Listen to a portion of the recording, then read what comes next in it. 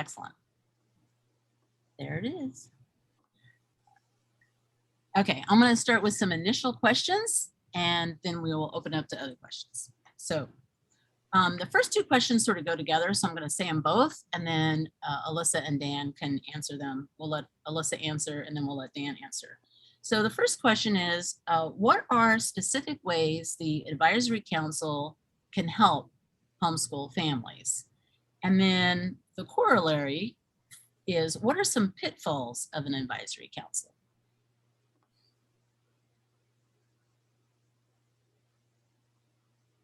Would you like to pick somebody to go first, or? I muted myself. I'm sorry, I meant for Alessa to go first and then Dan. Okay. Well, first, I just want to say thank you very much for hosting this evening. I am thrilled to have been asked to be a part of this platform to have this discussion. As like you, Deborah, I think this is a better forum for talking the pros and cons out than social media bites, like you said earlier. So thank you for that. Also would like to just take one quick moment, if I may, to just add one thing on to the introduction that Deborah made for me. I am the founder of the Maryland Homeschool Association, but I would like to just be very clear that I am not an admin, owner, or moderator for the Facebook group that goes by the name Maryland Homeschoolers, or the adjoining Facebook group, Homeschoolers of Maryland. Those are social media private Facebook groups that exist. I am a member of both, but I do not own them. I do not moderate them. I do not admin them. And I have absolutely nothing to do with any people who have been kicked out of those groups, who have been, comments have been turned off on discussions relating to this bill. That is a separate group of people that I do know who have in the past sometimes volunteered with MDHSA, but again, two very distinct groups. I just wanted to clarify that up front if I could. So, so thank you for giving me that chance to say that. So Deborah, your first question was, what are some specific ways the Advisory Council can help homeschool families? And that is a really great first question that we can start with. I wanted to say I have no crystal ball. None of us have a crystal ball. So we can do a lot of speculation tonight on questions like, what can it do to help families? What are the pitfalls of a council such as this? But I have to just remind everybody, it's just pure speculation. But an advisory council is just that. It offers advice. It has no regulatory authority to take any action that will actually impact homeschoolers for good or for bad.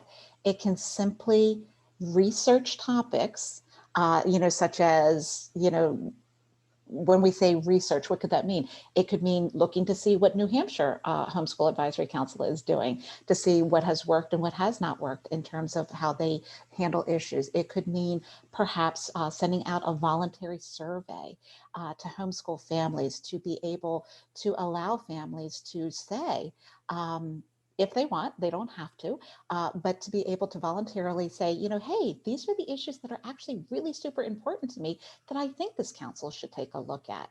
And then, the council can compile that information, make it publicly available so everybody knows, what these maybe top 10, top 20, maybe there's only 2, things that people are actually interested in. And to be able to say, hey, we see an overwhelming number of people really, really, really want sports participation by homeschoolers on public school teams. Okay, that's been a really divisive topic throughout the years. But if we send out a survey, or another option might be to have town halls to let people say that way, to talk about the topics that are of interest to them, that will help set the agenda of what the council can actually work on that will benefit families. So, if I wanted to just speculate for what are some topics that they might actually touch upon, I think one thing that we see often, for example, is what does regular thorough instruction really mean for high school students?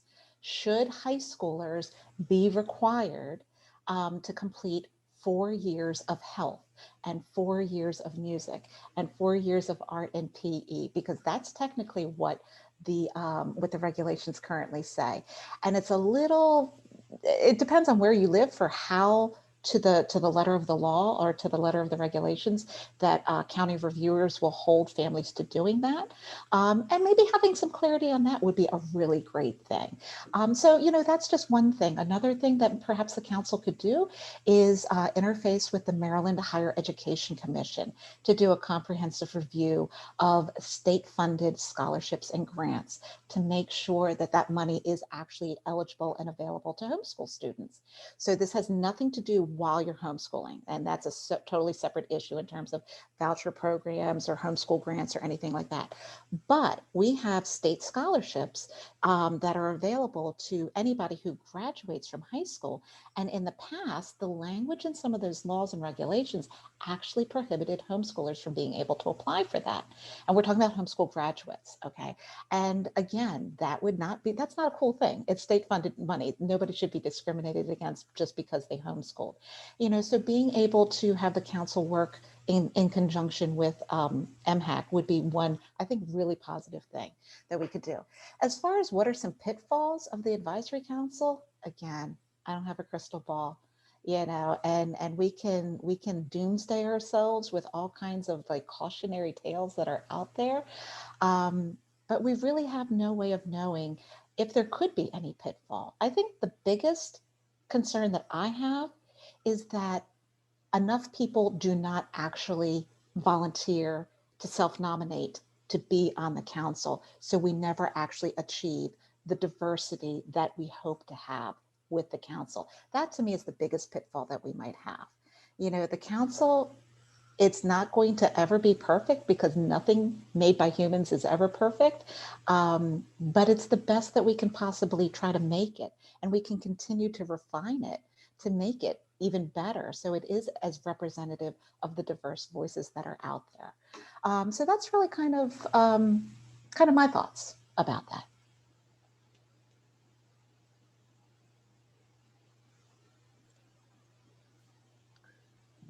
Well, thanks, Alessa. I guess I'll just jump in. Is that right, Deborah? Okay. Well, I'll answer those questions as well. First, just a brief background on me. My name's Dan Beasley, staff attorney with HSLDA. I'm also a homeschool graduate, a homeschool dad, and a homeschool advocate now in the policy world. I've been working on issues in Maryland for just under a year, but I've been with HSLDA for about 10 years, actually a little over 10 years now, 6 years as a staff attorney, 4 years as a legal assistant.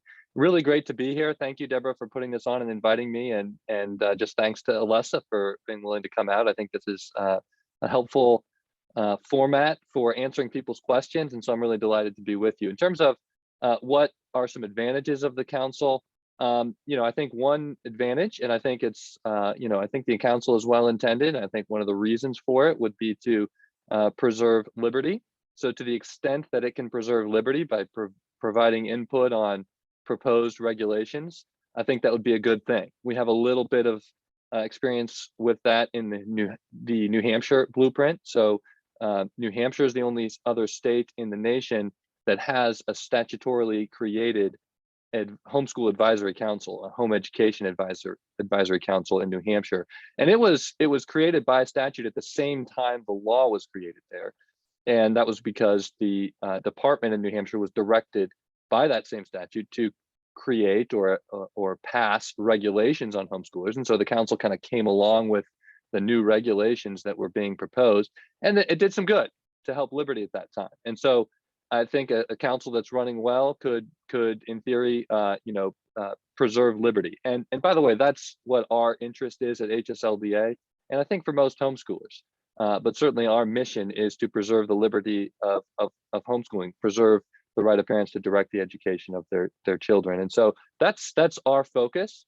And I think it's also what leads us to have some concerns about the future of the council. While well-intended, I don't think the council has sufficient, it's not created in a way to be able to ensure that the the good intentions are actually carried out. And as we look into the future, as we consider what might happen, I do have concern. We do have concern that the council could, to some extent, go off the rails. It's essentially self-perpetuating. There's no way to guarantee that the council still has a focus or maintains a focus on preserving liberty.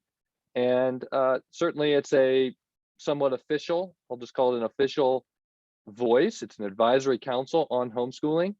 And one of our concerns is that that has the effect of minimizing the other voices that are there for homeschoolers. I understand there's other views on that, that it actually provides a voice. We don't see it that way because we think homeschoolers have a voice right now. If there are regulatory changes proposed, homeschoolers have the opportunity to participate in the rulemaking process. We're not, and all of this sort of comes back to the question, what's the need for the council? What would it really be advancing? Is there a particular reason to create it? Is there a particular policy objective that homeschoolers need that they aren't getting? And we don't think it's necessary. We don't think there's enough reason to create this to try to pass a particular objective. If there are issues, if there are changes needed, we think the homeschooling community can work together to advance change as it has done in the past. But again, our primary focus is to preserve liberty. And so the concern is there's going to be a voice, an official voice that can minimize the grassroots voice. Homeschooling is a grassroots movement. You know that as parents better than anyone. That's one of the concerns that we have. And then the long-term effect of the council, what would be the assurance or the guide rails to make sure the council is focused on preserving liberty.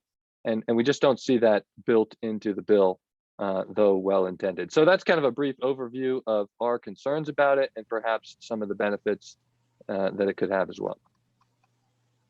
Deborah, if you don't mind, Dan actually brought up an entirely different question that was originally posed about what is the need for the council? So if I may respond to that just briefly. Sure. Okay, thank you. I'd like to just share a little anecdote with people, and I have shared this on social media in the past. And Dan, I don't actually know if you're aware of this story yourself, so I'll keep it brief. Back in, I believe it was 2017 or 2018, that was the last time that Maryland State Department of Education convened what's called an interested parties panel, which is what happens when a state agency is considering a regulatory change to something within COMAR. So COMAR is the acronym that we use for the state regulations. And so when there's a proposal for a change to those regulations, the state agency is required to convene an interested parties meeting with folks from at large to come and talk about what is the concern, here's the proposed change, how can we massage it, tweak it, make it better? Are we addressing all the issues and the areas of concern that there are? And then drafting the language, which will then be sent to the board, which is then sent to be published, which is then sent for open comments. And so I was actually invited to that meeting. Dan was not working in the Maryland area of HSLDA, so a different HSLDA attorney at the time, his name was Scott Woodruff, was at that meeting also. And the other people that were at that meeting, besides MSDE staff, were all men over the age of 65 who were private school owners or umbrella owners. And I said at the time, as I sat there, I said, I'm looking around the table and I'm a little shocked that, number one, I'm the youngest person at the table. And at the time I was 48 years old. And number two, there's no actual homeschooling parent sitting at this table as a part of this conversation.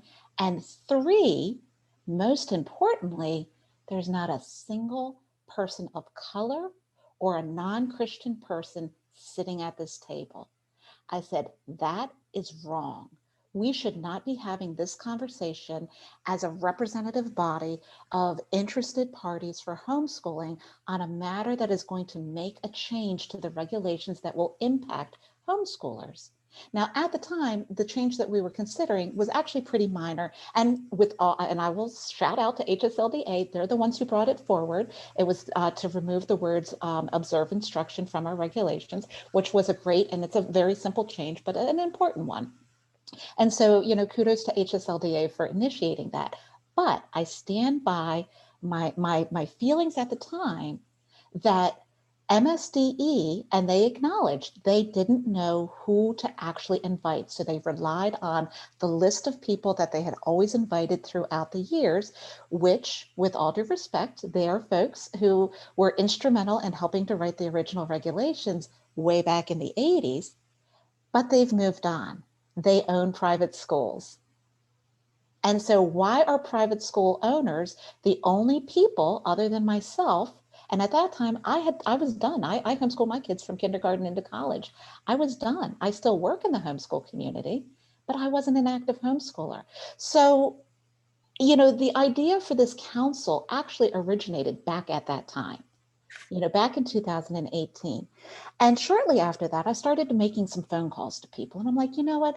This is what I'm thinking. I think we really need to have some kind of like informal council so that way we can, present more united to MSDE.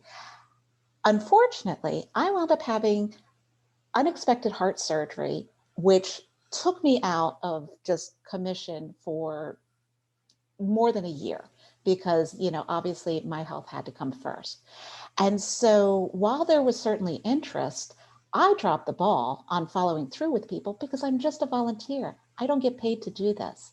HSLDA has, I don't know, Dan can correct me, but $11-15 million budget, for handling these kinds of things. I'm just a homeschool mom. I work, I take care of my family. I do this as a volunteer. And when my health went haywire, I had to step back. And then it just, the pandemic struck. And, then we found ourselves looking again like, okay, we know this pandemic is going to have people looking at homeschooling with a much clearer, distinct laser focus on what's going on. And a lot of people are beginning to see what our regulations say about homeschooling. So we know that changes are going to happen because as more and more pandemic homeschoolers put their kids back into public school, there's going to be questions that are going to be raised because all that we know about academic achievement with homeschoolers pre-pandemic is not necessarily going to apply to our pandemic homeschoolers who are doing this in the short term.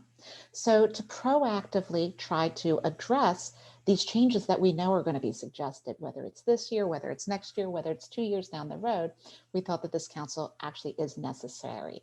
Because again, I asked the homeschool community, is it right that MSDE just continues to rely on calling the same old faces, and that includes me, to the table? Or do we open up the process to allow a more diverse representation of families at that interested party table? And that's what the Homeschool Council, the Advisory Council would be. They would now be representative of that interested party.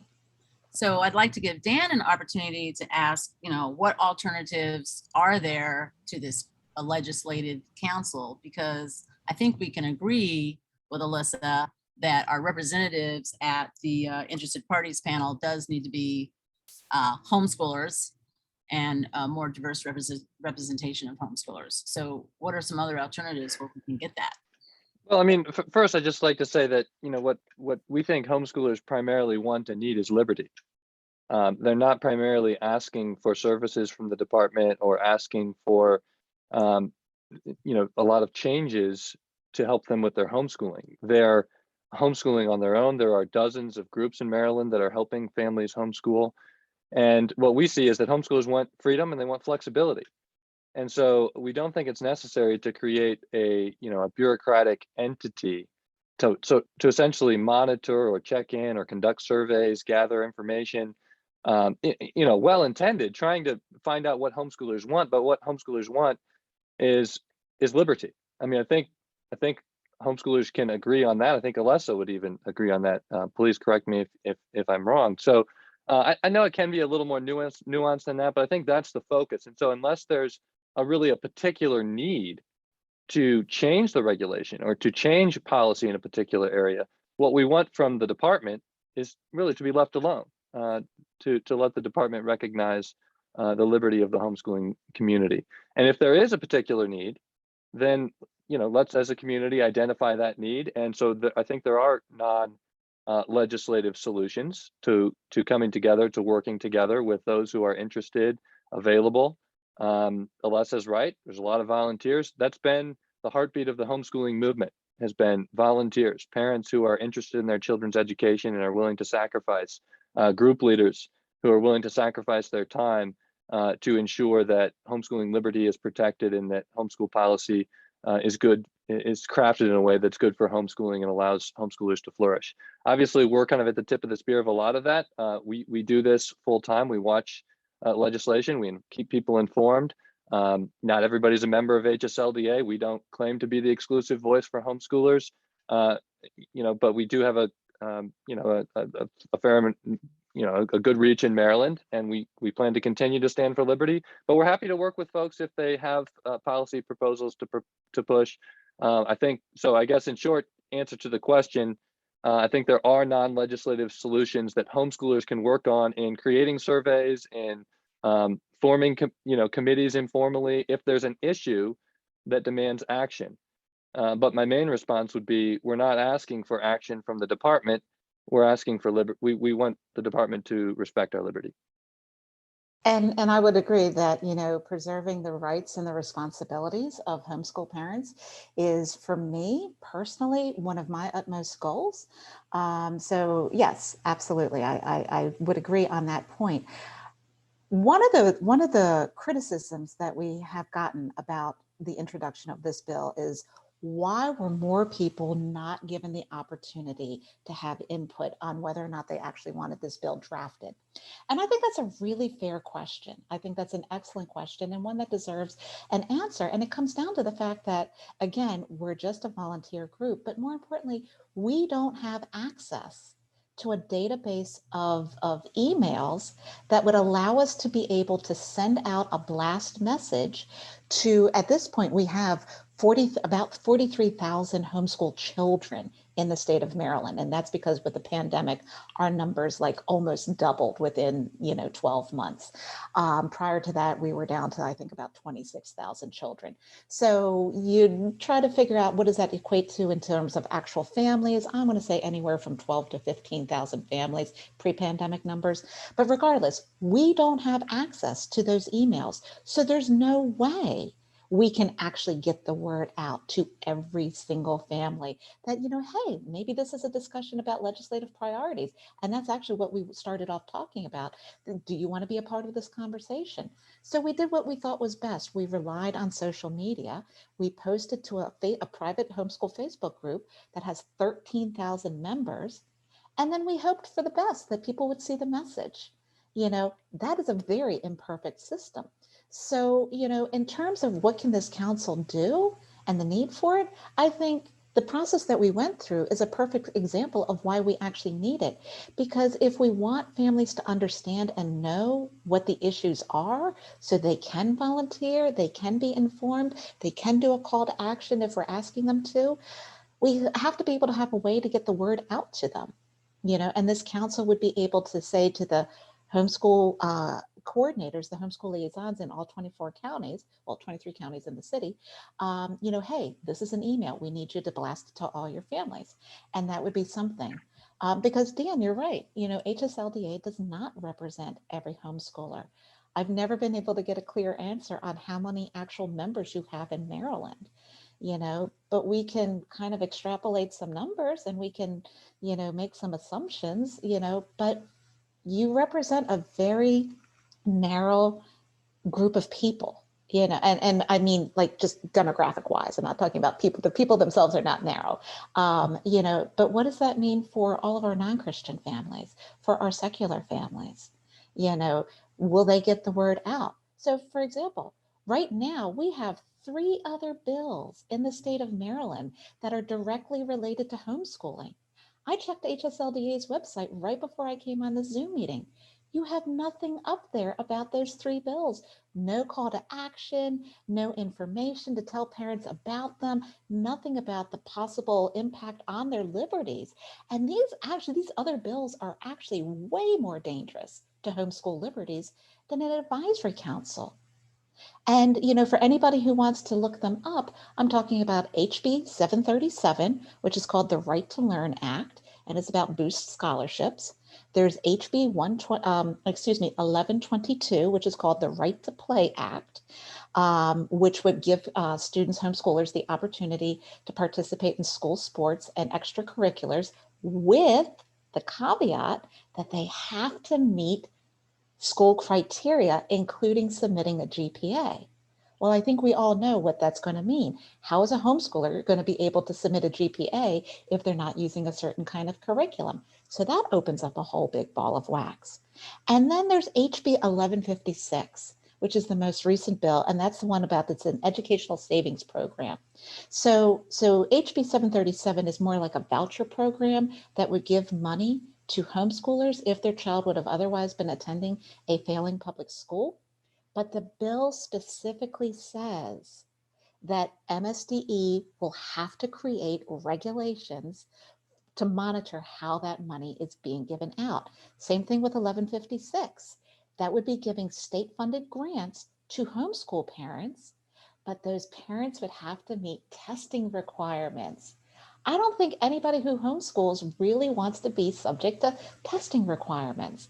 So, there's all this focus and all this negativity about an advisory council that would at least help us communicate these kinds of issues and get out more information for calls to action directly to families, because we would finally have access to emails, maybe not the council directly, but we can make sure that those emails are going out.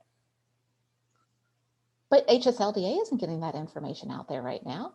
So who are we relying on to help us get those words out? I'm going to let Dan respond. Go ahead. Yeah, well, it's not accurate that we're not tracking those bills, or that we do have those bills posted on our website. We don't have campaigns set up for them because we aren't asking people to take action on them right now for strategical reasons. But it's not accurate to say we don't have them on our website. We do. I'm looking at them right now on our page. But in terms of the, then I looked at your action page, so I stand corrected. Thank you for correcting me then. Yeah, it's just that you're right. It's not on our call to action, but that's because we're, this bill has, we have a call to action on in those we don't. But in terms of the council getting the word out, I mean, our experience in north of here, New Hampshire, is that most homeschoolers in the state don't even know that there is a home education advisory council. So the idea that parents or homeschoolers are going to be empowered and have this ability to get information from the council that meets 4 times a year, I don't see any guarantee that that's going to help. It hasn't really served that function in our experience in New Hampshire. It did have some initial success, as I mentioned earlier. We think it's outlived its effectiveness. We don't think it's a good model for Maryland. And if there's a particular issue that people are interested in, I mean, our issue is liberty, right? We want to preserve the liberty of homeschoolers. I think most homeschoolers agree on that issue, regardless of whether they agree with other positions that HSLDA may hold, but that's our focus. And if folks are interested in bringing about some specific change, then find other homeschoolers who are interested in that and start to put together a coalition. And it has happened. It works when parents are interested in making sure their children receive the best education or are interested in advancing a particular policy. They have the avenue to do that. They have the ability to do that. Under the law. We don't need a council in order to advance those interests. I mean, that's our view. The main interest is liberty. I think it has, as I shared earlier, we have some concern about long-term, whether the council is really able to preserve liberty, and it could potentially have negative effects towards liberty. And so if there's not a strong reason for it, if there's not a specific issue that we need it for, then it's unnecessary, and combined with the potential harm in the future, we just don't think it's a good idea to advance the good intentions that are behind it.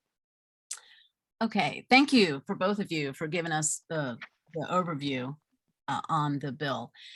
And I do want to try to focus on this bill. I am aware that there are the other 3 bills, but just for the rest of the call, we're going to focus on the HB832, the Advisory Council, and maybe we'll have calls about the other bills when it's the appropriate time.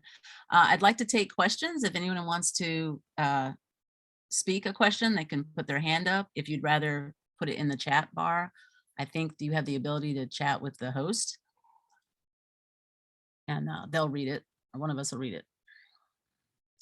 So if you have any questions, And then Melissa, if you want to unmute the first person with their hand up or tell them they can do it.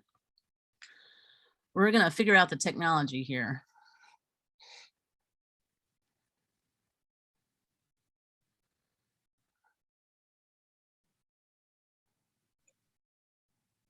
Oh, I see how to do it. Okay, I think I can do it. Let's see. If I clicked on you, you should have a sign should come up and say unmute.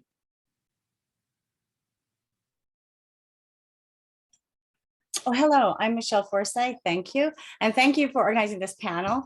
I heard about it about 20 minutes ago, so I'm coming in really cold. I haven't witnessed any other conversation about it till now. So kudos to grassroots effort. And my questions are, so for the council, all I know is what I heard just now. And so if it's something that's, it's being voted on in some way, so it's supported by the government, is that the thing? So it would not be like, where's the acronym? HSDLA is like a membership, and how much do you cost every year? I Right. don't About remember. $130. Go ahead, Dan. $12 a month. There you go. So, Actually, right. Okay, I thought it was I think even more that's than wrong. that. 'Cause I thought the It's 1 year I $130 paid a over year. $100. That was a discounted price. It's 130 a year. Yeah. Yeah, so for me, that was kind of a lot to pay when I didn't really know how to navigate that while I was also figuring out homeschooling at the time, which was years ago. But then when I did have a question and I called your office, they wouldn't talk to me because I didn't have an active membership. So I couldn't even ask a question. So I would love to have a resource where I can ask a question. Like at my time when I started homeschooling, like 9 or 10 years ago, it was because I fell into what would be what I just learned about, this HD1156. I didn't know about that either. That's where I would have fallen. I was like, hey, they're failing to educate my oldest kid. They're failing miserably. And so I need recourses. And you know, what are the resources that the state might still owe you when they're like, we make a pledge to support everybody for an education. And it's a lovely concept, but they actually really can't do it. And they can't admit it when they can't do it. Right. So some homeschoolers, and now we homeschool for 1,000 reasons and love it with all of the kids. But that was our entry. And I've met a lot of people who pop out for similar reasons. They just can't get the support from the school. So for me, for a council, it seems like if it's more reachable, and you mentioned a coalition, and I like that encouraging concept that, and it's a testimonial, not a concept, that you can make a coalition and go out there and make something happen. But for me, when I was in the tailspin of a crisis homeschooling situation, I'm not going to make a coalition, but if I can reach out to an advisory council and I can say, hey, can you hook me up, and what are my options? And because there is no central office for homeschooling. There's nothing. So when people start homeschooling, thank goodness now there's listservs, but 9 years ago, I couldn't even find a listserv because I just wasn't good enough. There was one in Columbia and that wasn't near me. But so just anything that would help with networking that's organized, and the fact that it's, and I didn't realize HSLDA, pardon me, was Christian per se, but that's kind of what I picked up from the conversation. Okay. So Michelle, let's answer your question. Thank you for that. I appreciate it. So it sounds like we have a couple of things. It actually sounds like you have two questions. Basically what the council is made up, and I'm going to let Alessa describe that in a minute. And then, you know, who do we go to? Who can a homeschooler go to when they need to reach out to someone for assistance with homeschooling? And we do have the Maryland Homeschoolers Association. We have support groups. And of course, when you were homeschooling, there may not have been as much. Now we have so many things online that I think someone in that situation would hopefully reach out online. Alessa, would you describe the makeup of the council Because it sounds like we have some people that might Sure. not be aware, but So the council would be made up of, and currently the way that the bill is written, the council is made up of 16 individuals. Hang on a second, let me do my quick math here. On my little fingers here, 12 of them would wind up being homeschoolers, and everybody would actually be volunteers. Nobody's getting paid to be on this council.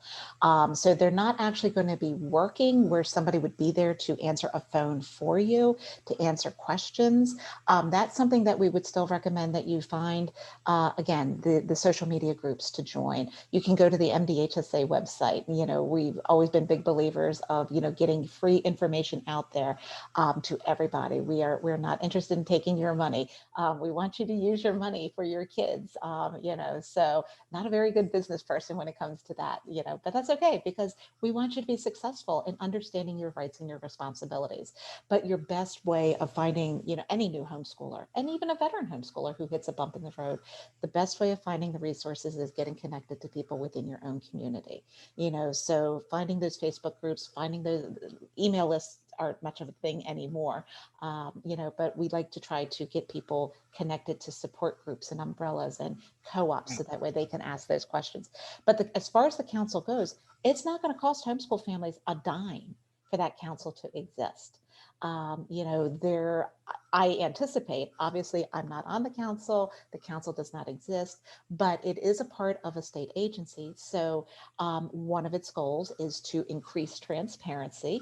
So there will be more, I would anticipate there being more comprehensive information on the MSDE website, the Maryland State Department of Education's website, relating to homeschooling and helping you connect with different resources. Right now, it's just a single landing page with lots of links that'll get you to, like, you know, MDHSA's website and other groups' websites, you know, information on how to find an umbrella, stuff like that. But because if this advisory council becomes, you know, a reality, it would be open to all open meeting laws. So the agendas for every meeting would be pre-published. You would be able to find those online. The minutes of every meeting would be published and available online. You would be able to live stream. You would be able to watch recorded meetings.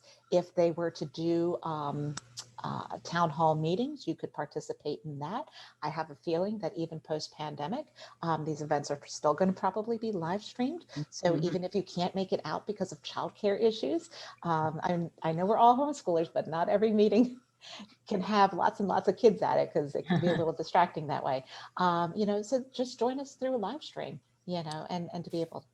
Alyssa, we've had some new people coming on the call, so Sure. we'd like for you to reintroduce yourself, explain your work that's Sure. homeschool related, or who you're being represented. Okay, sure, absolutely. So my name is Alessa Giampaolo Keener. I created the Maryland Homeschool Association. Gosh, I don't even know how many years ago, over 10 years ago. It's a very much a grassroots, all volunteer collective, which means that, you know, there are no, I'm Quaker, so, you know, we're not a big believer in like elections and voting and stuff like that. It's more about trying to find a sense of unity on issues. And, you know, have been pretty much the person who's been carrying that torch for a lot of years with monitoring bills in Annapolis and putting out calls to action. So if you ever belong to the old BWHE email list, which was the Baltimore Washington Home Educators email list, which was a Yahoo group, so that shows how old I am. Deborah, you're nodding your head because I know you're that old too. You would see my calls to action through that. Now they go out through social media pages like Maryland Homeschoolers, and they get picked up and sent out that way. So that's who I am. I'm so old that I found out information from ads in print magazines. That's how old. Yes, when we used to have paper newsletters. Paper newsletters, exactly. Yes. There's a text question I'm going to ask you, and then I'm going to ask another voice, someone to speak. Can I just jump in real quick on that question? Yes. Just very quickly, just to say, you know, it's a great question. How do we get connected to other homeschoolers? What do I do just starting out? But I would suggest that that's not even the purpose of this council. I mean, the idea that you would reach out to the council in some way, you know, that's not really the purpose. I think you're going to be best served, as Alessa mentioned, by contacting homeschool groups in your area, local homeschoolers. There are many more resources online. You know, HSLDA certainly is one of them as well. But that's going to be your best source for getting connected. And so, the council, I don't think is necessarily a part of the solution to that issue. Right. And a lot of the Facebook groups are free, so there's plenty of those that you can start with. So next question is, would the council have more access to homeschoolers' contact info than what is already publicly available through umbrella information on the state website or through social media?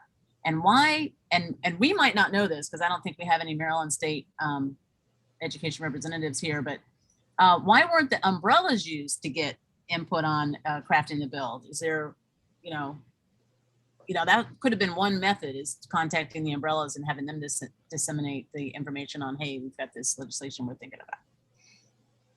So will the council have access to our emails and addresses and stuff like that more than the state already has? And why weren't umbrellas used as an access point? So it would be my understanding that the council itself would not have any access to individual homeschool families' information. That's not the purpose of the council.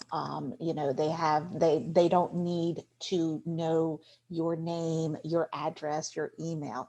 However, like I mentioned earlier in the call, if information does need to go out in a blast email, I would envision, again, I'm not on this council isn't created, but I would envision that the council could say to the 24 homeschool liaisons, hey, here's the text of an email. We need you to send it out to all your families in your jurisdiction. Please take care of that by this date. And then it could be done. And so information can be disseminated, but the council members themselves, MSDE themselves, would not have your private information because it's your private information. We don't need it. If you were to participate in a town hall forum, then obviously you're volunteering your identity, your name, your thoughts, and that would be a part of it. Thank you. Mhm. Okay, I'm going to have Leanne, if you can unmute and ask your question. I'm going to go back and forth. Hi, thank you for doing this. It's really important, and I really appreciate it. I have a couple of questions, but I'll start out trying to do a two-parter, if that's okay. On page 4 of the bill, lines 3 through 9, there are two pieces there.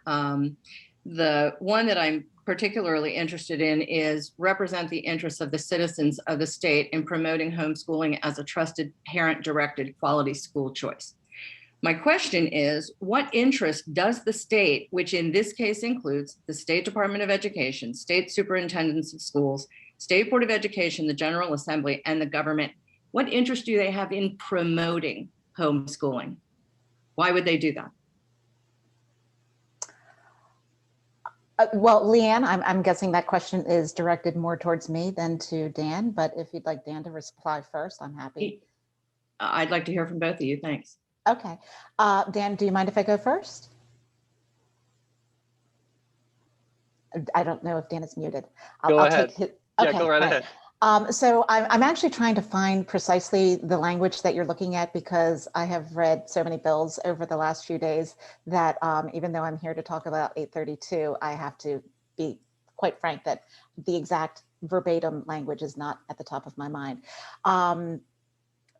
You want me to read it again? No, actually, thank you for the offer, but I'm actually going to say no, thank you, for two reasons. One, I will share with you that when the language was being drafted for the bill, the way that bills are drafted is that usually somebody from the community will go to a delegate or a senator and say, hey, I have this really great idea for a bill, and they might even have language that's already been drafted and they talk about why it's needed and whether or not the person will sponsor it.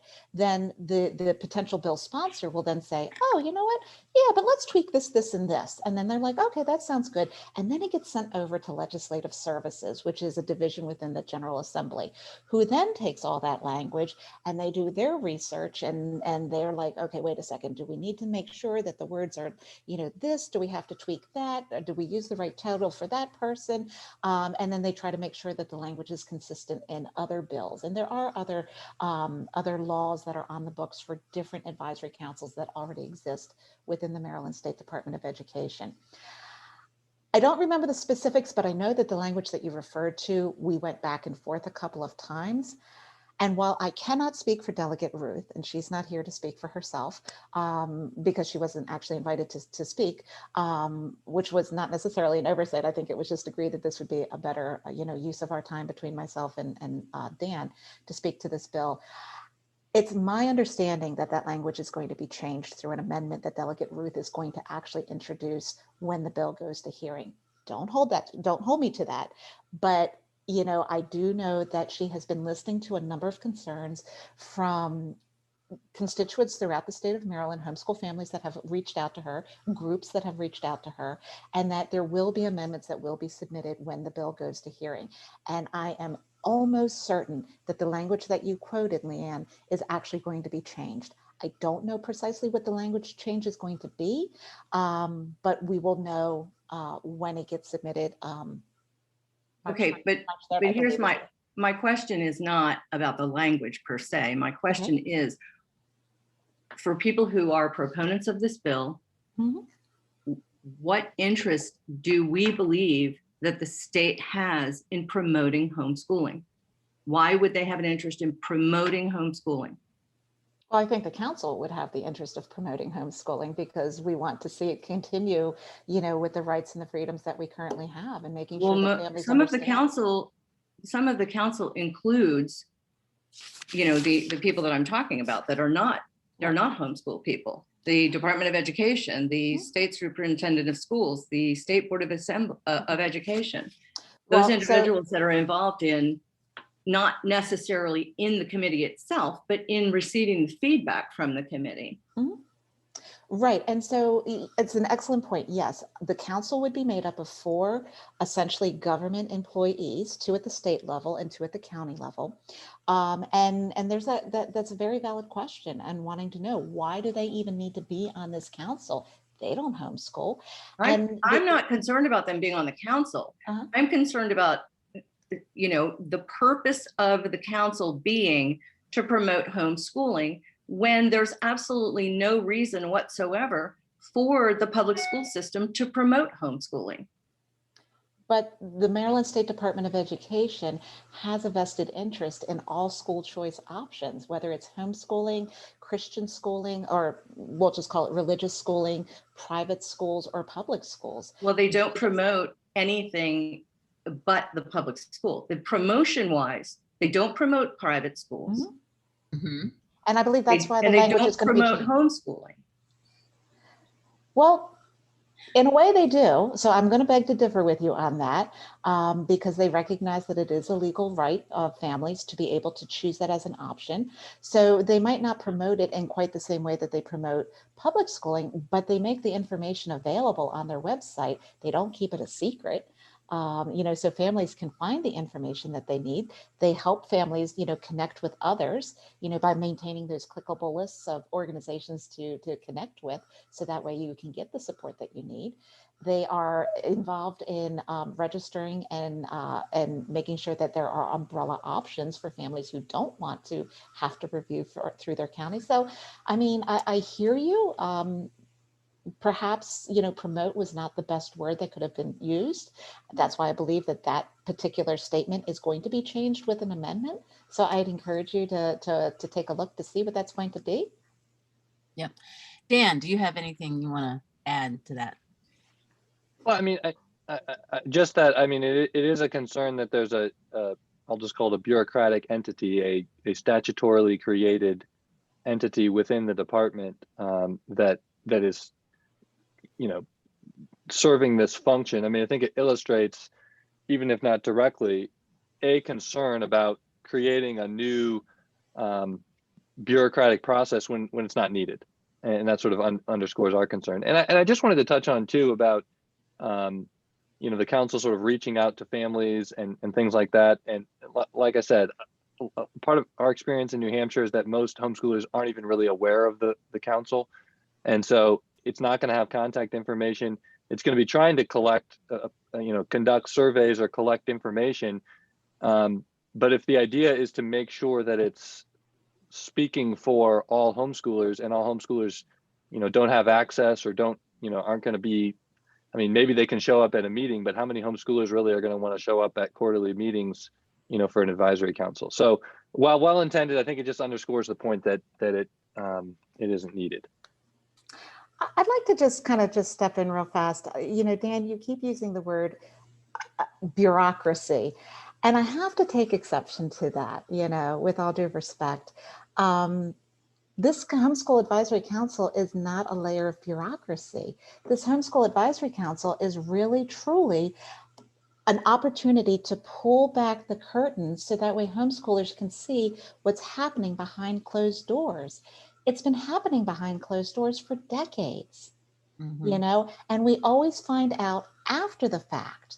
We know that the Maryland State Department of Education meets quarterly with all 24 homeschool liaisons, and we are not able to be invited to those meetings. I've asked for years, and I've been told, well, if we let you come, then we're going to have to let everybody come. Okay, well, I can understand that. But there's got to be a way that we can find a happy medium. We've got to be able to know what they're discussing at these giant meetings, because that's where policies are being decided upon, because these homeschool liaisons come together with the Maryland State Department of Education to talk about the concerns that they're seeing through their reviews, through the parents who are calling in, you know, through other issues that are coming up. And they talk about it between themselves, and then they're like, oh, well, maybe we need to make a policy about that.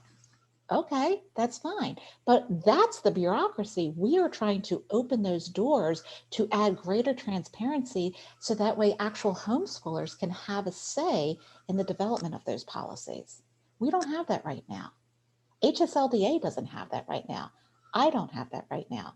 But this council would allow us to be able to be privy to some of that and to maybe try to mitigate any kinds of potential damages that can happen. Not every policy that MSDE comes up with is bad. You know, we've got a wonderful, wonderful contact at MSDE, Dr. Lynn Mueller, who, you know, is just really fantastic. She's very pro homeschooling, very responsive to homeschool concerns. We give her a call to say, hey, we think a homeschool liaison is overstepping a boundary. She's on it. She makes that phone call. She doesn't play. I love her, but she's going to be retiring soon. And we have no way of knowing who's going to be coming in and if they're going to be as receptive. But this Homeschool Advisory Council would be able to have the foot in the door to be able to make sure that those conversations are still happening.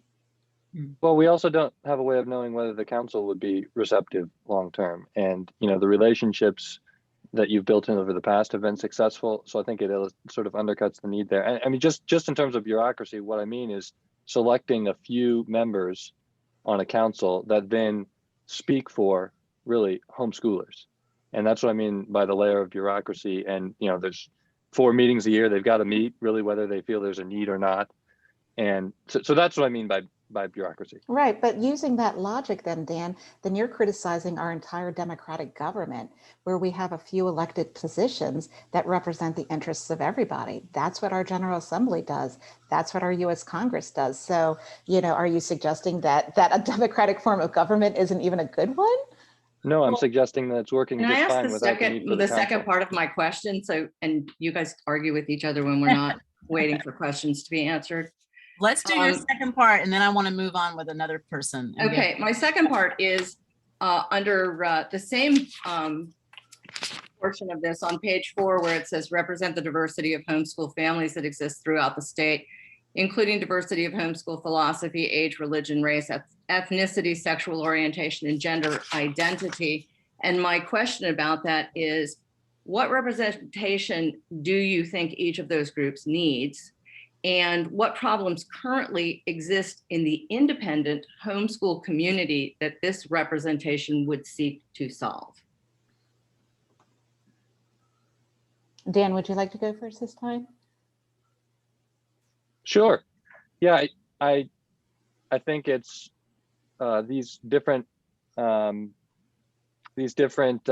voices are best represented without the council, just in short. And so I don't know that I want to, I think I'll yield my time to Alessa. I mean, I think that's part of the point, is that selecting a few people on the council, and I understand there's a goal to make sure it's accurately represented, but selecting some people to give a voice to on the council means that you've created this additional level and this designated voice, and these voices can communicate with their elected representatives right now. Well, I think that, I'll refer back to the anecdote that I shared earlier about, where the genesis of this idea came from, which was that interested parties meeting that I attended back in 2018, where there was no actual homeschooler at the table. And other than myself as the only woman there, there were no people of color, nobody who was not already Christian. And so I think that you have to keep in mind that Maryland has one of the highest rates of Jewish homeschooling populations in the entire state of America. Why are the Jewish voices not at the table with us? We know that there's been a rise in African-American homeschoolers, throughout the country. Where are people of color at the table? They absolutely deserve to be there. And, you can look at it and say, well, they can start trying to be there. But again, historically, the door has been opened to the people who have been there the longest. And if we know that African-American homeschoolers are and I don't have statistics to know this for certain, but, I would believe that we've had, people of color homeschooling from the get-go, maybe not in as high as numbers as white people, but they have not been a part of that system that has been able to, be in these inner sanctum conversations. So why are we continuing to keep them out just because they don't have the same history of, having been invited all along? My final statement on that is your anecdote is one experience, a one-time event that we keep coming back to. That doesn't necessarily mean that it's representative of every time anyone has anything of concern with the MDHSA. I don't really. But prior to that, Leanne, I'd like to answer that, Alessa. If you don't yes, mind. please. Yeah. So I was actually invited to one of those meetings decades ago. And I had the similar experience that Alessa had. And so my frustration, and I've been homeschooling since 1991, and I let other people do the math. So I've been here for a while. And so my frustration has been that those interested parties panel has been something that we don't know. The general homeschool population has no idea that it's happening. We're not invited. And there's, again, and that's the way people work in all walks of life. It's who you know.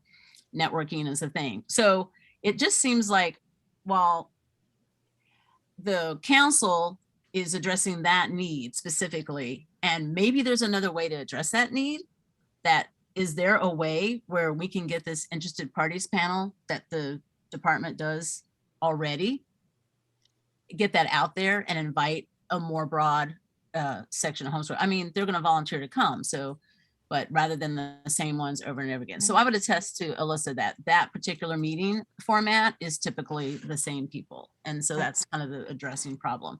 I'd like to let someone else have a question, have a question. So I'm gonna let Justin, if you wouldn't mind, if you still remember your question. Thank you. Thank you everyone for waiting patiently for your turn. Appreciate that.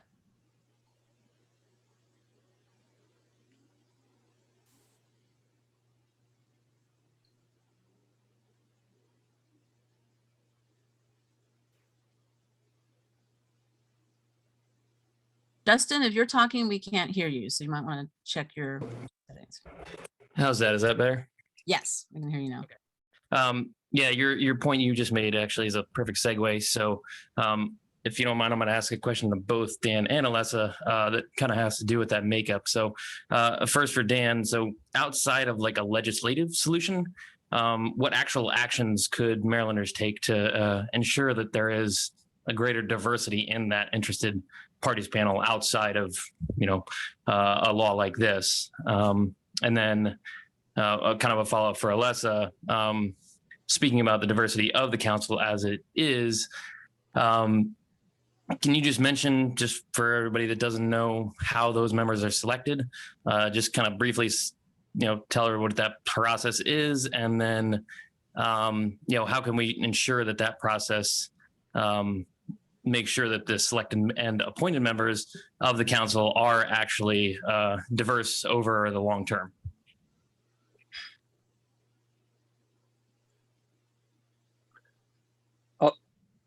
you mind if I jump in? All right. So I think one way would be to contact them directly if there's a particular issue. So I think in terms of the meeting itself, I think an effort to make the meeting public, hold a public meeting if you want to have a, give everyone a chance to speak who wants to speak. If there's a particular issue, then those who are interested in the issue, I think should form coalitions and get together and find out who's impacted by the issue, who's interested in it, who wants to speak. And, you know, it's organic, but it's what homeschoolers have done for years and, you know, for decades to preserve their liberty. To answer the question on how is the council to be selected, the way that the bill is currently written is that there are 16 members. 4 of those members are automatically selected because they are going to be a representative from MSDE, also Maryland Higher Education Commission, and then 2 county homeschool liaisons that is selected by MSDE. The reason for those 4 positions is that they are required to be a part of the council, which allows them to help the council have the information that they need, as well as the support staff to allow the council to function. During the first year, there would also be 4 appointed positions to that council. 2 of them would be veteran homeschoolers, and then 2 of them would be homeschool directors or somebody who's affiliated with, not homeschool directors, homeschool umbrella directors, you know, or somebody who works for an umbrella. Now, the reason for those 4 politically appointed positions is because they would then form the base, those 8, the 4 government people, and then the 4 homeschool appointed positions would come together and jointly then open up the process of selecting the remaining 8 individuals who would serve on the council. Those 8 individuals would be based on self-nominations. How that self-nomination would work, I'm not entirely sure, because again, I'm not on the council. Council hasn't made that decision yet on how to do it. But I suspect it would be some kind of maybe Google form application that you could sign up that would, you know, you would have to put your name, your address, answer some demographic information. And then that information, the beauty of Google Forms is that you can import it into a spreadsheet, and then you can, you know, sort it in different ways. So that way you can see, hey, you know, we've got, you know, 50 people who meet this criteria of religion, you know, but only 2 from here. So how can we make sure that we're balanced out? You know, do we have any Muslim homeschoolers? Do we have any secular homeschoolers? What about our Jewish homeschoolers? What about our Christian homeschoolers? And then you have Christian versus Catholic, you know, and so you can use those kinds of spreadsheets to figure that out, to be able to see, you know, are we meeting as many boxes as we can possibly make? Again, cannot speak for Delegate Ruth, but I do believe that she is going to be offering an amendment that's going to change up a little bit about the diversity factor, and that the specific, saying that they specifically have to reside within a certain county is going to actually be removed, and instead just general geography will become one of the diversity factors. So you'll have race, you'll have religion, you'll have homeschool philosophy, which is, I think, super important because the needs of unschoolers are vastly different from the needs of online schoolers, which is vastly different from eclectic versus other kinds of homeschoolers. And so you'll still have the stipulated diversity factors, but geography will become one of them, instead of specifically saying you have to be from Baltimore County or Baltimore City, you know, that kind of thing. So I hope that answered the question. And then going forward, are those other 4 homeschoolers, the veterans and the umbrellas, are they going to be self-nominated and then chosen by the council, or they'll continue to be appointed by the?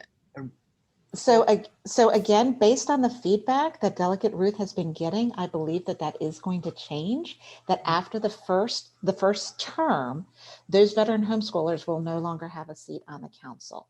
And really, honestly, the reason for veteran homeschoolers to be on the council is that, Deborah, you're quite the exception because you've been doing this. I don't have enough fingers to count how many years it's been since you said 1990 something. But veteran homeschoolers do bring a bit of historical knowledge to the table, that once the council gets up and running, it's important for them to be able to be there to share that. But then after the first term, bye, you're not really there. It's all about current homeschoolers. Right. So those two positions will convert to the general homeschool pool? I believe so. I believe that's the intent. But again, I can't speak for Delegate Ruth. We'll have to see what the actual amendment is. But based on the feedback that she's getting, I believe that's where she's headed with that amendment for the And so- composition. Right. And so the idea is that the Maryland Department of Education is going to put out a blast. So all homeschoolers, here's the Google sheet. If you want to self-nominate, go ahead. So Right. it'll be open to everyone. Right. And Okay. I believe, and I also just want to clarify, I believe, again, I believe that the umbrella appointees will then become self-nominated spots after the first term. Again, the only reason you need those 4 political appointees the very first time is so that way you have actual homeschoolers helping to vet the self-nominations along with the other 4 people who are also on the council automatically. All right. I'm going to let, I would like Debbie to go ahead and ask you a question. Okay, so I'm going to start out a little bit with introducing myself. I'm Debbie. I have homeschooled one of my kids through high school, and the other one I'm currently homeschooling 9th grade. My kids have been homeschooled from the start. I am one of those homeschoolers who is not represented by the HSLDA at all. Most homeschoolers in Maryland are not represented by the HSLDA, and I do want to bring that up. I'd also like to bring up the whole thing with homeschoolers primarily want liberty. Absolutely, we want liberty, we want freedom to homeschool, but I don't think it's an either or situation. I think that homeschoolers can come to the table and say, we would like, for example, to be able to play sports without having any additional, requirements of us. Is this something that can happen? And then the state could say no, or they could say, well, let's see what we can do. And we can always say, we will give up this whole sports thing if it means there'd be more regulations, but we just want to know if this is an option. Another thing that a lot of homeschoolers have been asking for years, and I'm the founder of the Maryland Homeschoolers Group that has 13,700 plus people in it. I founded that in 2011. So I've read tons and tons and tons of posts by homeschoolers and what they would like to see. And one thing is a lot would really like access to therapies that the schools provide, such as speech therapy. And I can tell you, as the mother of 2 kids with disabilities, I have spent over $10,000 in a year on therapies for my children that the schools provide. That's out of pocket. That's the cost that the insurance didn't cover. So I totally understand why some people would want to be able to access those therapies.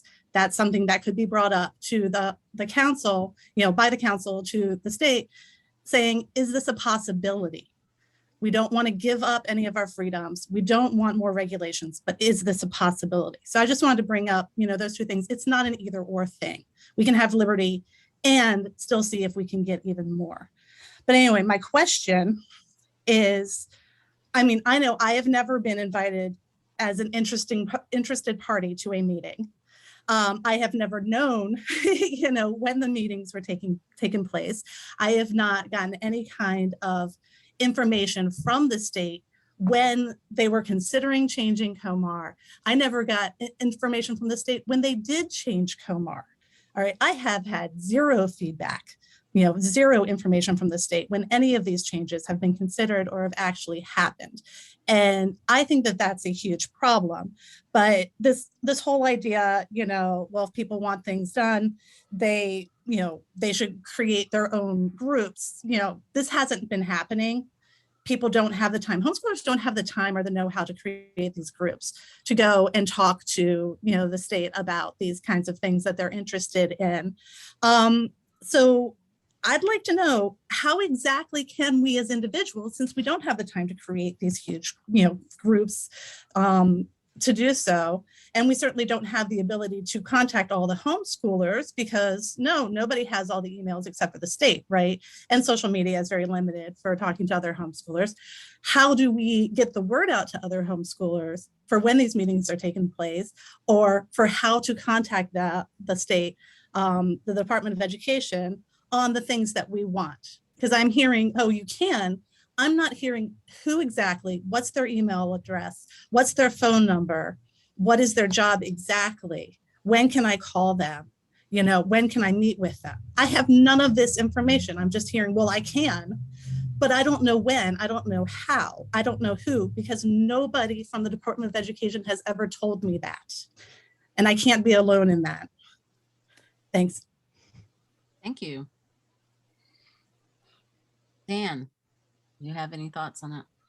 Sure. Yeah, well, I think some of the challenges will be the same regardless of whether there's a council or not. So, just in fairness. But I mean, it's a great question. Where do I go if I want something to happen? And in our democratic form of government, you have elected officials. And, I think that's where you can go. Contact your elected officials and tell them what issues are important to you and ask them what they're going to do about it. You're voting them into office, and if they want more input, talk to your friends. It's the democratic process. It's how it has worked. And so, in short, that's what I would say is contact your elected officials. If you're interested in following the rulemaking process, there is information posted by the department about proposed changes to the rules, and again about some of the challenges being the same. Like our experience in New Hampshire is that homeschoolers don't even know that this advisory council exists. I think some of those challenges, knowing where to go, are going to be the same. I mean, yes, you can go to the council, but they're going to hold meetings, 4 times a year. And there are public notices about the department's rules. And so I hear what you're saying. You want things, you want changes, and I would say if you want to bring about change, contact your elected officials. If they aren't listening, get more of your friends together to contact them. The only thing that I would add to that, because I fully embrace the idea of going to your elected officials, is that if you do that, you run the risk that if HSLDA does not like your suggestion or your request, they're going to throw the full force of their PR machine behind them to kill your attempt to do what you think is in the best interest for Maryland homeschoolers. And that's what they're doing with this particular bill. They're not doing it for the other bills that are out there right now that are way more dangerous than this bill. But it's great advice. And so I actually second that, only with that caveat that beware, because if HSLDA doesn't like it, you don't stand much of a chance. Well, I'm not quite sure what you mean about the other bills. I mean, I thought we weren't talking about them, but I'd just like to respond to that if it's okay. I mean, if a bill is starting to move that will threaten liberty, we absolutely will let our people know about it. And we have in other states where the bills similar to the ones you're referencing have moved. In fact, I've personally been involved in that. I've contacted legislators. I've been networking with homeschoolers in other states to preserve liberty. So that's our interests. And if you disagree with HSLDA's interests, I mean, you're free to do that, right? There are different voices, and that's fine. But our main interest is liberty, and we're going to keep doing what we can to preserve liberty. But with all due respect, Dan, the other bills are in the same exact place as ours. They haven't even gotten to a committee hearing. And yet you've hired a PR firm that's in Rockefeller Square in New York City to help kill this bill, but they're not doing anything about the other ones. I don't get it. I think he answered that question. That's in the works. So I mean, if we want to talk about the other, my understanding was we didn't want to talk. I mean, every bill has its own strategy. Okay, and there are reasons, and we can get into it if we want to, about strategies on different bills. But if we're talking about HB832 and we've got limited time, I mean, we can talk about those. But if you want to keep it focused on HB832, my understanding was that was the goal and intent. we will get back on that. I'd like to let Emily ask her question next.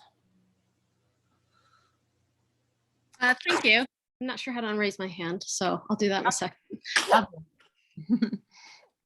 I got you. So I heard this evening, thank you, a couple of things. We've heard that the goal of the council is to fix this problem of homeschoolers not always being informed about things that are happening at the State Department of Education, and also to ensure that the voices of all homeschoolers are represented. At the same time, what I heard was that the council would not have a way to contact all homeschoolers, and that it would consist initially of political appointees and then subsequently of a group selected by those political appointees. So given that this council member, that none of these council members are going to be elected by homeschoolers or even have a means to communicate with all homeschoolers, my question is, what accountability will the council actually have to ensure that they're representing the interests of all homeschoolers?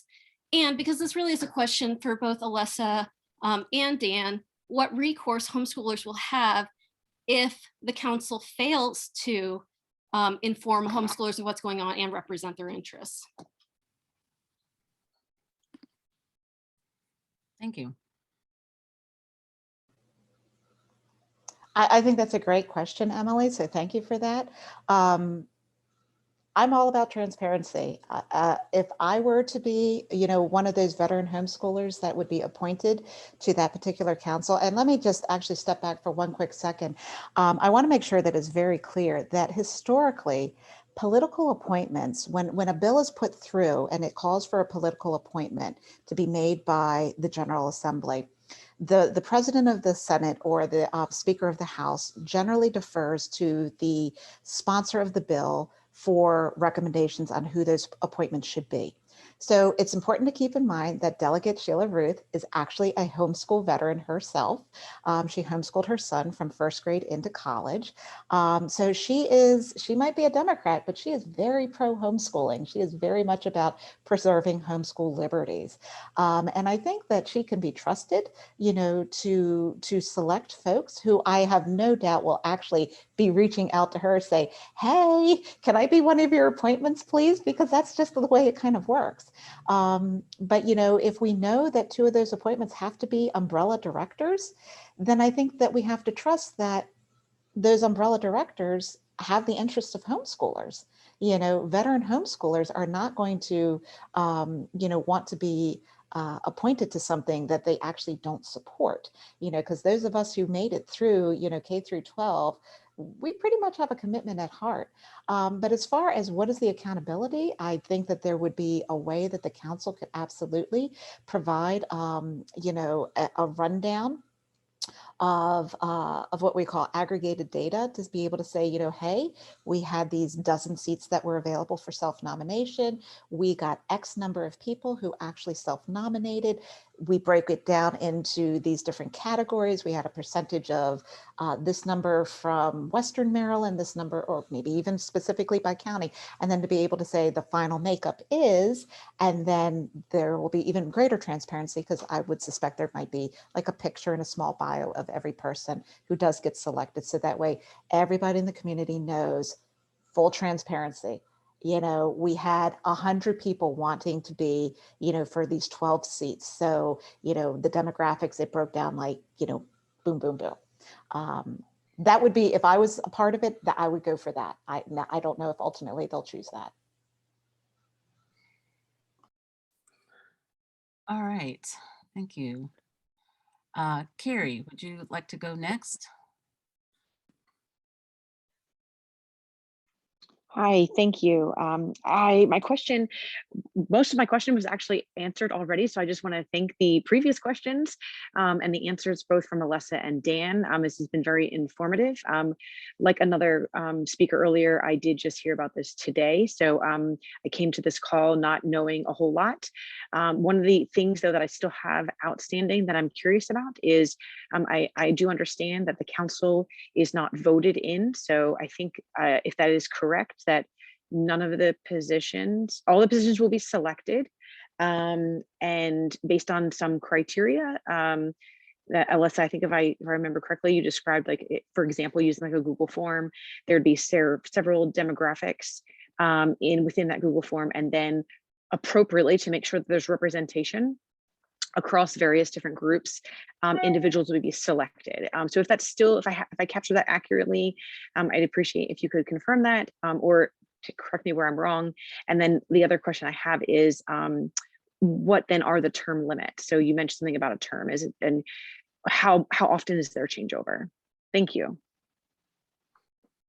So Carrie, I believe that you did capture it pretty accurately. Dan, feel free to if you heard it differently from me or Deborah, but I think Carrie did probably capture it correctly in terms of the self-nomination and the selection. There was talk about, well, how about voting? Why can't homeschoolers at large vote for who they want? And honestly, sounds like a good idea, but I don't know if the technology is available, because this council will have zero budget. There's no money, nobody's getting paid, everybody's a volunteer, and there's no budget for anything. So I'm not sure how you would validate the votes from individuals to know that actual homeschoolers are actually voting for the self-nominated people. So Deborah, did you want to say something? Yeah, it kind of gets into the weeds. I'd like to hear Dan talk about it. What recourse could we see if the council were to fail in representing homeschoolers? Well, sure. I think there was one question about the term. The term's 3 years in the bill right now, just technically an answer to that question. And I think one of the concerns is that there is no guarantee. I mean, it's well intended and you can do all that you can do, but there's no guarantee to make sure that this will be representative for all homeschoolers. The initial members, I think it's already been highlighted, are political appointees, and then the council is self-selecting. So if it does go off the rails and council members no longer represent the interests of homeschoolers or no longer hold the positions that homeschoolers agree with, then homeschoolers would be forced to essentially try to make their voices heard over the designated voice of the advisory council that's advising the department. And it is part of the concern that we have, that because there's no guarantee to ensure that the council focuses on liberty or that it speaks for all homeschoolers, there's the opportunity that it will minimize the voices of homeschooling parents and the grassroots advocacy of homeschooling. Yeah, I think there's a question if there's somebody on the council that a majority of the homeschoolers disapprove of, they feel like they've gone off the rails or have gone in the wrong direction of supporting homeschooling. Is there a way for the homeschool community to lodge that complaint and have that council member removed or replaced? Well, I know that New Hampshire does have a grievance process that's in place that members of the community at large can actually file a grievance. I don't know if they've actually ever had one that's actually been filed. If they have, it might only be one over the decade-long time that they've been in existence. I can't see why not to have the same thing in Maryland, because it's a fair concern. But I gotta say, I really am struck by this notion that actual current homeschoolers would go off the rails in the way that Dan keeps referring to, and suddenly, out of the blue decide that they want to come down hard, and that you would have a panel of 12 current homeschoolers who would suddenly go rogue and decide that they want all these kinds of stiff regulations on families. Well, I don't think that's, I think it's more of, if they're self-selecting over time, are they going to end up self-selecting people that think like them? And so then is the council going to not really be diverse, but really be of one mind in whatever direction they want to go about homeschooling? I do want to let so we're approaching 8:30 and we were thinking of ending at around 8:30, but I want to try to get in a few more questions. So just keep that in mind. We're going to see how we can wrap it up. But I do want to try to get as many questions in as we can. So Wendy, why don't you go ahead and ask your question? All right, thank you. Deborah, so wonderful of you to host this tonight. Thank you, my dear. And Alessa, love seeing you. And Dan, thank you for coming in all the way from, I assume, Virginia.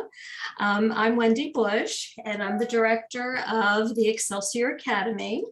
And I guess I should first state that I do know Sheila Ruth. I know her personally and professionally. I've known her since 2007 when she enrolled her extremely delightful son, who's now 25, in the Excelsior Academy, and he graduated from there. And of course, I've known Alessa since 2003 when her two wonderful boys were enrolled in TEA as well. And Alessa and I have worked together for many years, and she was building her advocacy program and MDHSA, excuse me. has done a great work alongside of HSLDA and Gary Cox's organization and MACHI, as well as MHEA, Manfred Smith's group.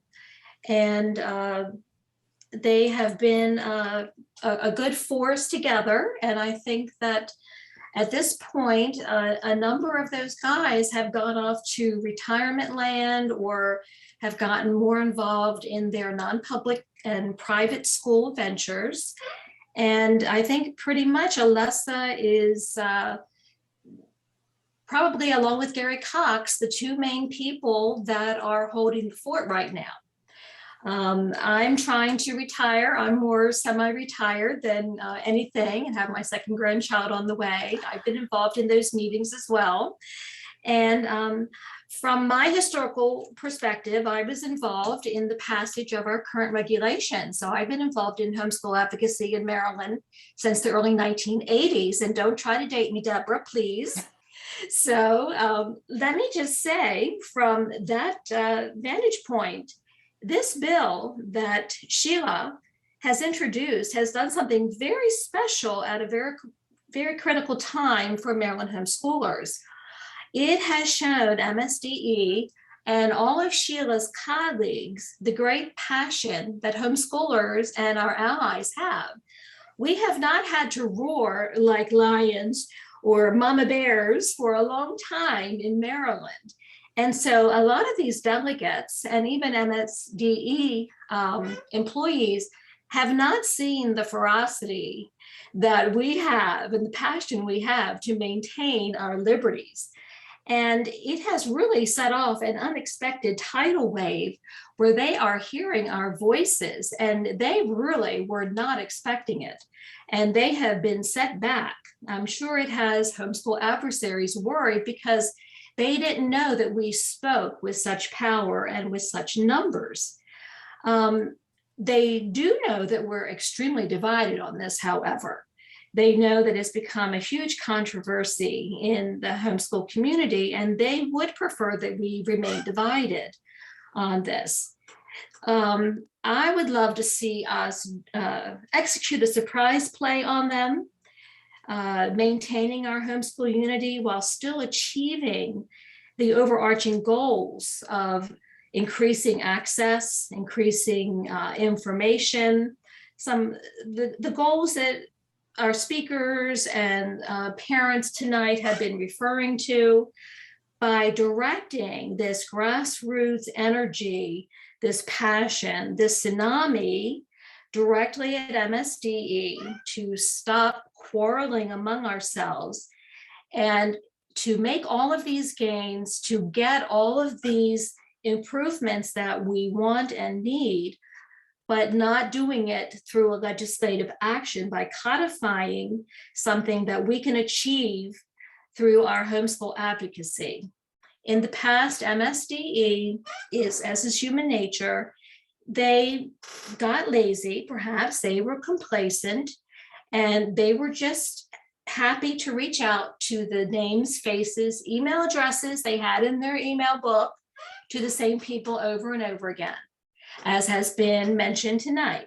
Alessa got herself added to that list, later, but thankfully she was added to that list as well in, around what she says, 2012, 2015, or whenever. I had been on that list as well. But now we need to have more names on that list. It would be much better to open up to the entire homeschool community. And there are ways to do that. Limiting it to just an appointed council and a self-perpetuating council is not going to take care of the actual root problem. If we take this energy, this interest, now that we know, hey, here's an issue, we only have a small group of people who are even aware that these meetings go on.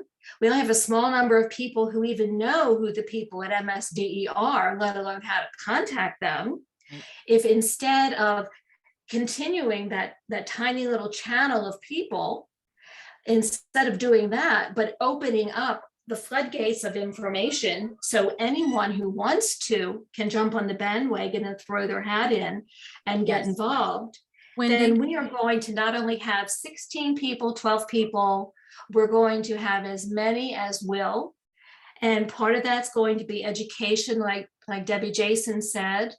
I think we should create a database online, free to everyone, where we explain agency advocacy, have the names, the phone numbers, email addresses. I'm sorry, Deborah. I'm sorry. I think I'm answering the question of how do we accomplish this non-legislatively. The solution is apparent, and the huge outpouring of interest tells you that parents do want to be interested.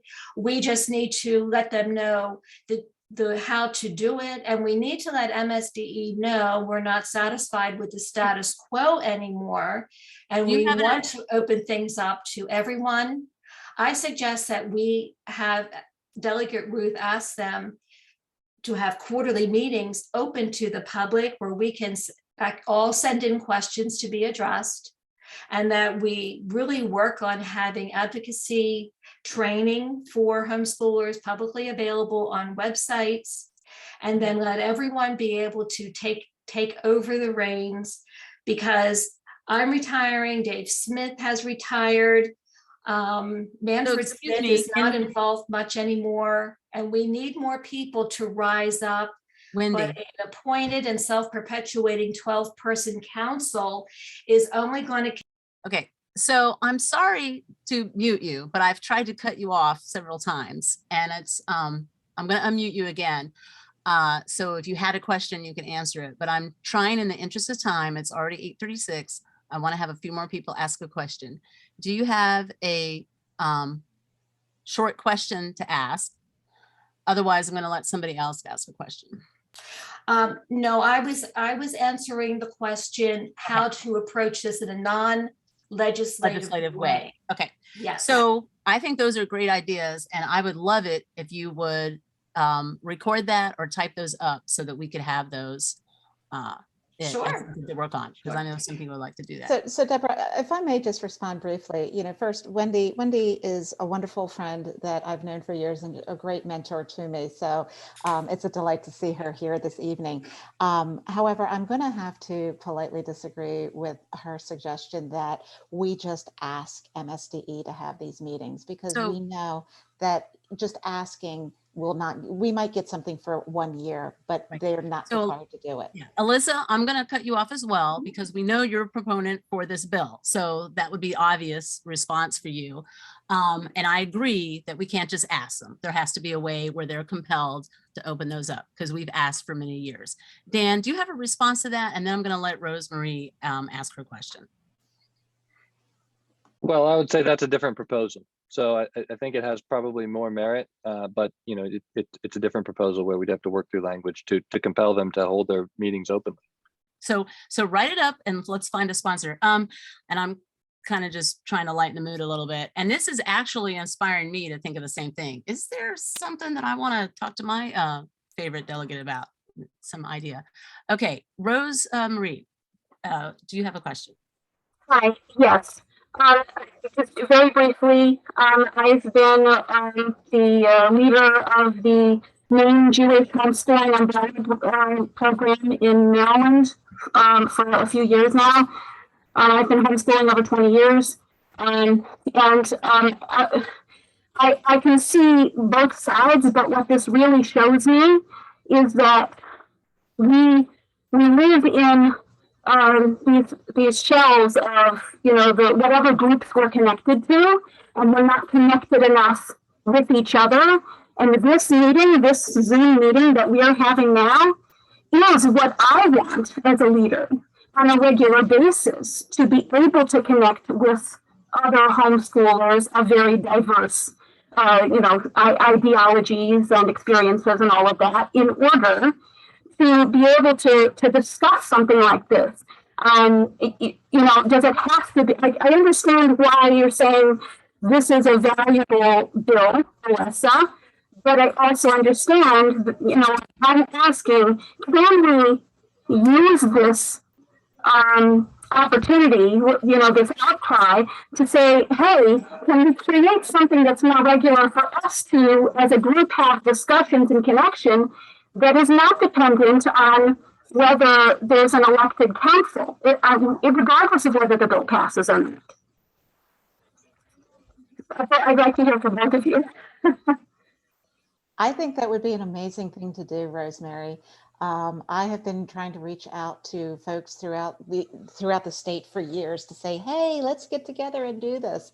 And as with everything homeschooling, there's lots of strong personalities.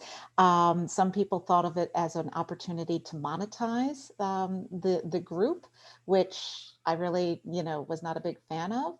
And then, of course, people had different political agendas of what they really wanted to focus on. And it was just really hard to gel because, as was mentioned earlier, homeschoolers are very busy if you're educating your kids at home.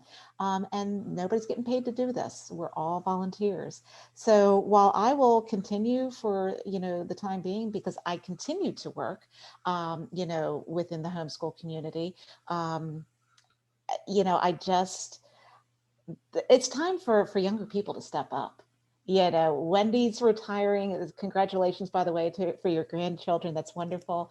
But my dog in this race is gone, and we need to see younger people. We need to groom better leaders, stronger. I don't want to say better leaders. That was a wrong word, but just stronger leaders and a more cohesive set of leadership. I agree with you. But people have to be willing to come together. Maybe this pandemic and the introduction of Zoom as a way of meeting is what we needed, and maybe we can try again, regardless of what happens with this council bill. But people have to be willing to commit.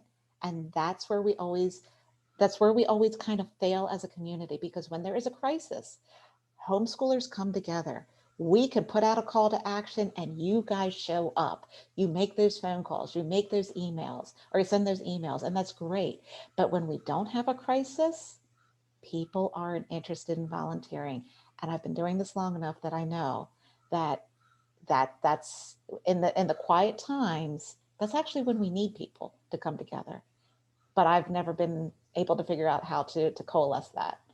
So, Dan? I just say homeschooling is a grassroots movement, and that's grassroots advocacy, as you've explained it. Homeschoolers, homeschooling parents coming together, working together, collaborating, treating each other with respect, even when they disagree, and coming together with opinions that they could share to the state. I mean, I think that's the model that I've seen work across the country, and I think it's a model that can continue to work in Maryland, though it won't be easy. I think it's a better alternative than the council. Thank you. It is getting on 8:45, so I just want to thank everybody for coming. This has been a great showing, and I agree with those that have talked about this is an excellent venue for homeschoolers to come together, and I would love to see it continue. This is Arundel Homeschoolers. I am a longtime member of Arundel Homeschoolers. So I just volunteered my time to do this forum meeting. And so maybe we'll do some more. And if you have some suggestions or ideas, you can email them to Arundel Homeschoolers or message us on Facebook.